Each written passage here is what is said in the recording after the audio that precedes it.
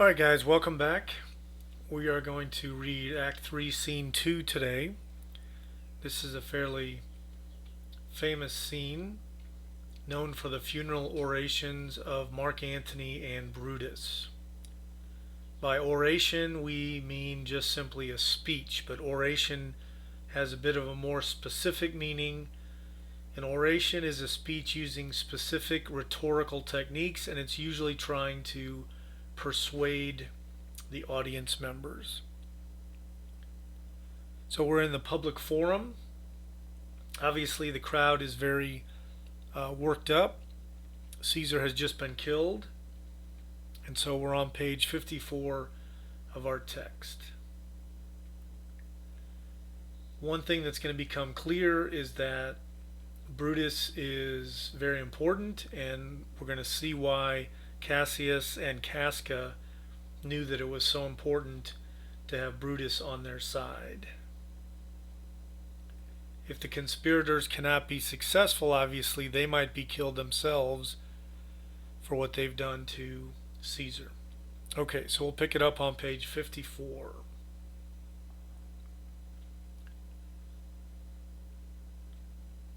We will be satisfied. Let us be satisfied. Then follow me, and give me audience, friends. Cassius, go you into the other street, and part the numbers. Those that will hear me speak, let them stay here. Those that will follow Cassius, go with him. And public reasons shall be rendered of Caesar's death. I will hear Brutus speak. I will hear Cassius, and compare their reasons, which severally we hear them rendered. The noble Brutus is ascended. Silence!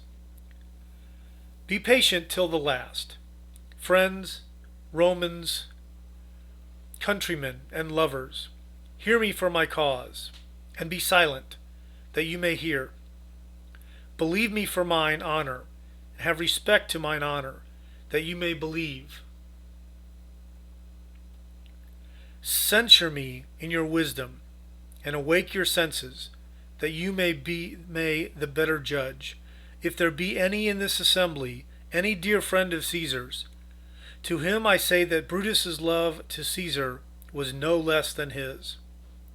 If then that friend demand why Brutus rose against Caesar, this is my answer. Not that I loved Caesar less, but that I loved Rome more. Had you rather Caesar were living, and die all slaves, than that Caesar were dead, to live all freemen?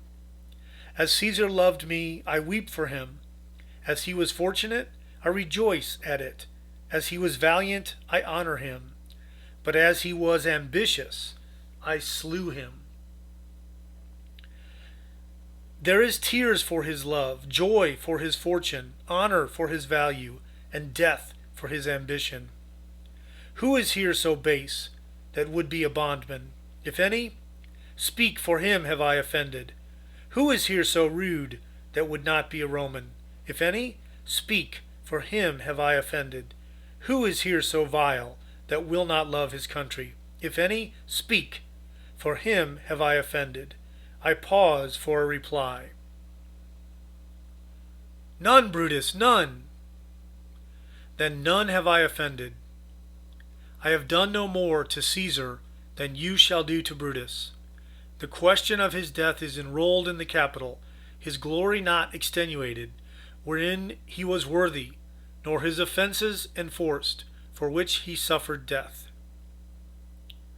Here comes his body, mourned by Mark Antony, who, though he had no hand in his death, shall receive the benefit of his dying, a place in the commonwealth, as which of you shall not. With this I depart, that, as I slew my best lover for the good of Rome, I have the same dagger for myself, when it shall please my country to need my death. Live, Brutus, live, live! Bring him with triumph home unto his house. Give him a statue with his ancestors. Let him be Caesar. Caesar's better parts shall be crowned in Brutus. We'll bring him to his house with shouts and clamors. My countrymen, peace, silence, Brutus speaks. Peace, ho! Good countrymen, let me depart, alone. and for my sake stay here with Antony. Do grace to Caesar's corpse, and grace his speech, tending to Caesar's glories, which Mark Antony, by our permission, is allowed to make. I do entreat you, not a man depart, save I alone, till Antony have spoke. Stay, ho, and let us hear Mark Antony.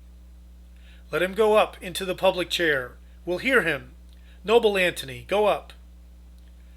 For Brutus's sake I am beholding to you. What does he say of Brutus? He says, for Brutus's sake, he finds himself beholding to us all. 'Twere best he speak no harm of Brutus here. This Caesar was a tyrant. Nay, that's certain. We are blessed that Rome is rid of him. Peace! Let us hear what Antony can say. You gentle Romans. Peace, ho! Let us hear him. Friends, Romans, countrymen, lend me your ears. I come to bury Caesar, not to praise him. The evil that men do lives after them. The good is oft interred with their bones. So let it be with Caesar. The noble Brutus has told you Caesar was ambitious. If it were so, it was a grievous fault. And grievously has Caesar answered it. Here, under leave of Brutus and the rest, for Brutus is an honorable man, so are they all honorable men. Come I to speak in Caesar's funeral.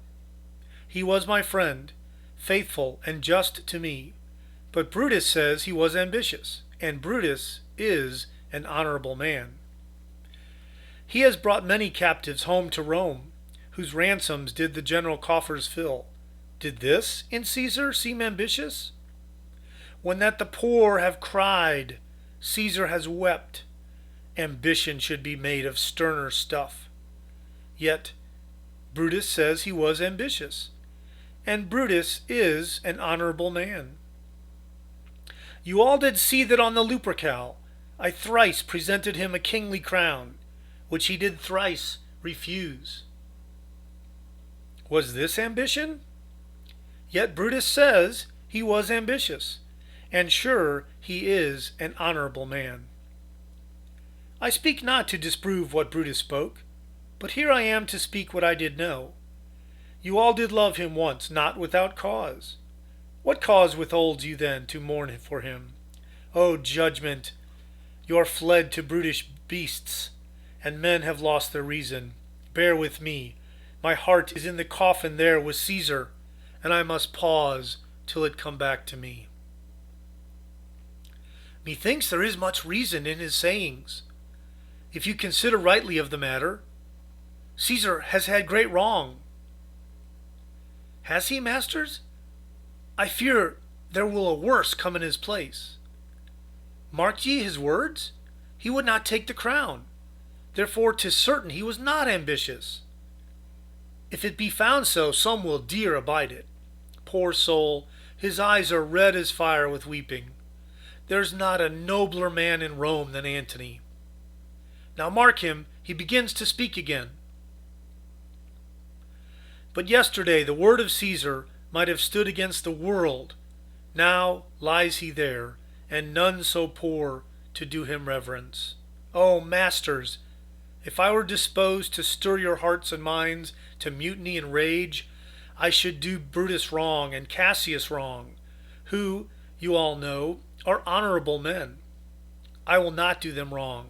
I rather choose to wrong the dead, to wrong myself and you, than I will wrong such honorable men.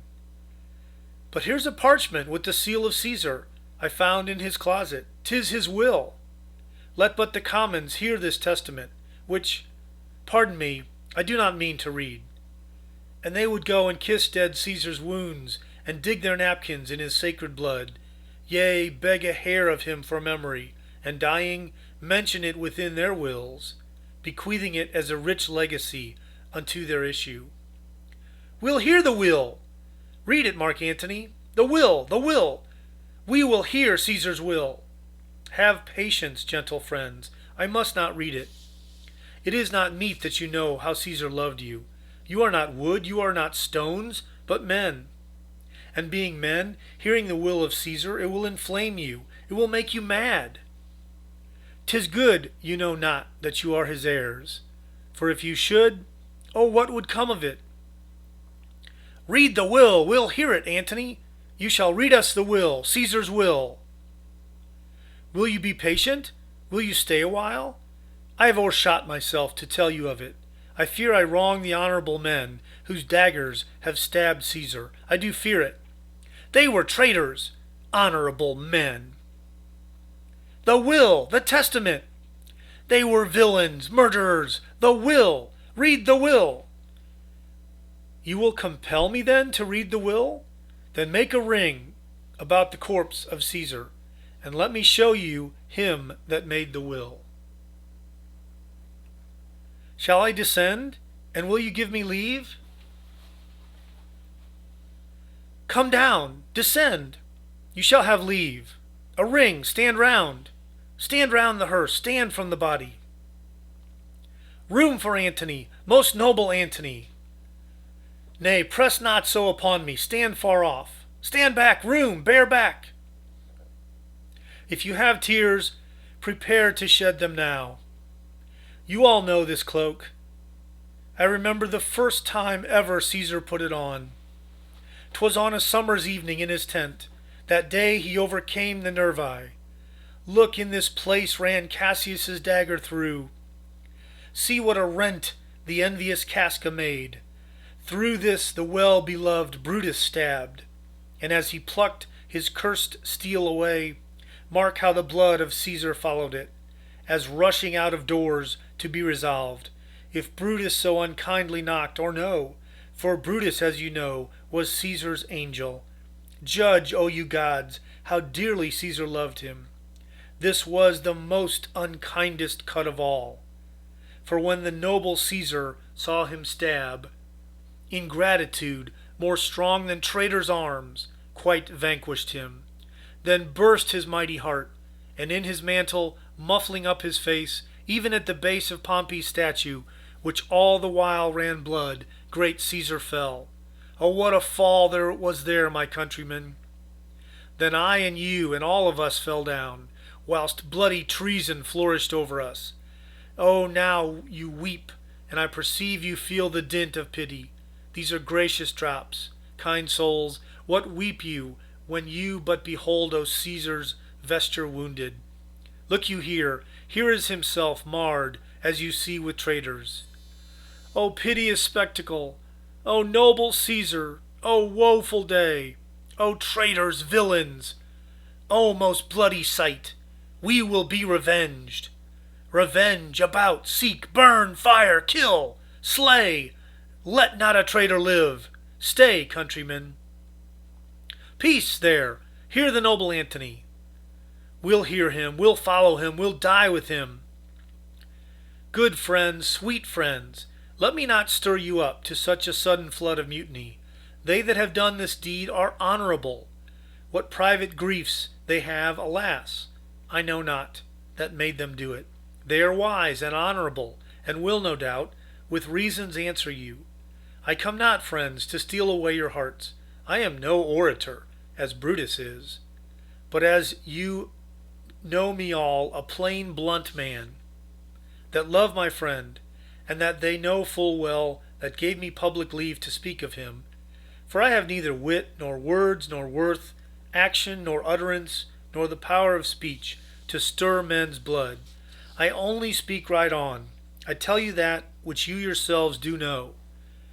Show you sweet Caesar's wounds, poor dumb mouths, and bid them speak for me.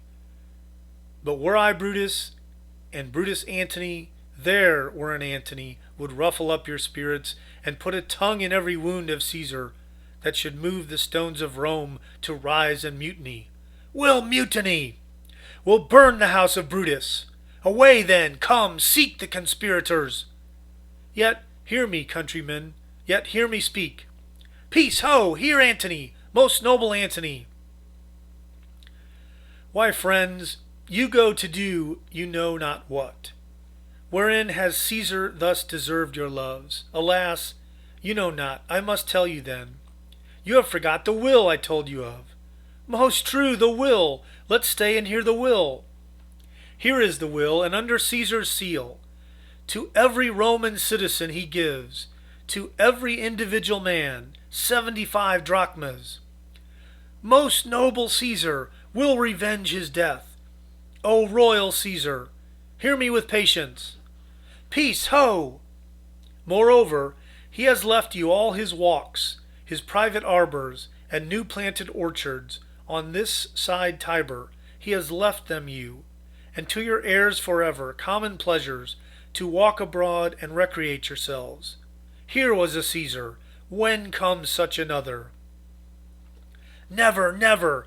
Come, away, away! We'll burn his body in the holy place, and with the brands fire the traitors' houses. Take up the body. Go fetch fire. Pluck down benches. Pluck down forms, windows, anything.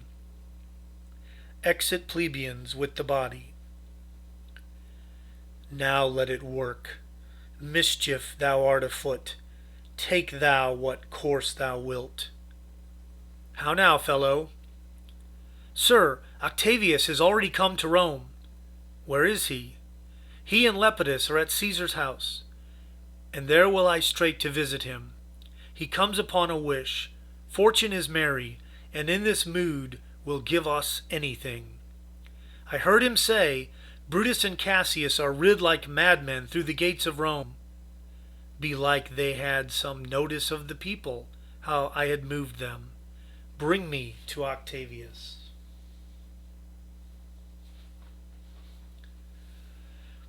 So, I want to call your attention to line 227 when Antony says, I am no orator, as Brutus is.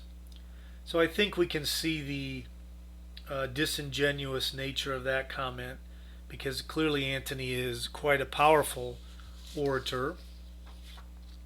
And then obviously the big question is, who was more effective as a speaker?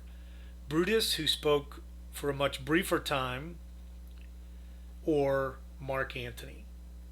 And I think obviously we can see that Mark Antony was a much more effective speaker in this instance. Okay, and we'll see you again for scene 3.